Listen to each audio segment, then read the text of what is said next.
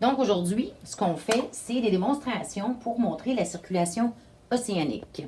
Le premier qu'on va faire aujourd'hui, c'est l'effet de la température sur la circulation. Donc, je vais utiliser de l'eau chaude, du colorant et aussi des glaçons pour l'eau froide. Dans ce cas-ci, j'ai un aquarium avec de l'eau qui est tempérée.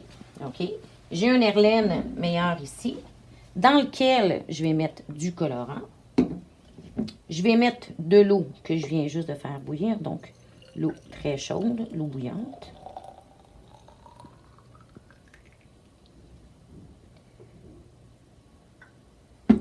Alors, c'est très chaud. Et je vais aller le mettre dans l'aquarium et on va observer ce qui va se produire. Comme vous pouvez voir, ça fait vraiment comme une espèce de cheminée parce que l'eau qui est dans l'Herlène est chaude, donc elle a tendance à vouloir monter.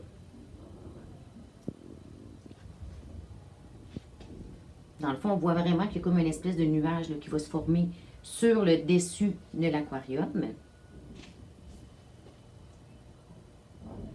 On voit, le plus ça va, plus l'eau chaude commence à circuler pour s'en aller vers l'extrémité de l'aquarium. On va regarder ce qui va se produire quand on va arriver vraiment à l'autre bout.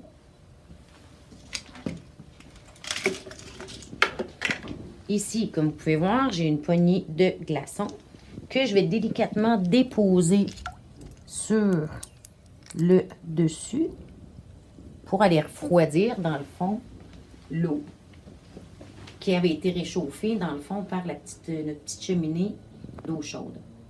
Qu'est-ce qu'on peut remarquer? Hein, vous voyez où on a déposé les glaçons. L'eau se refroidit.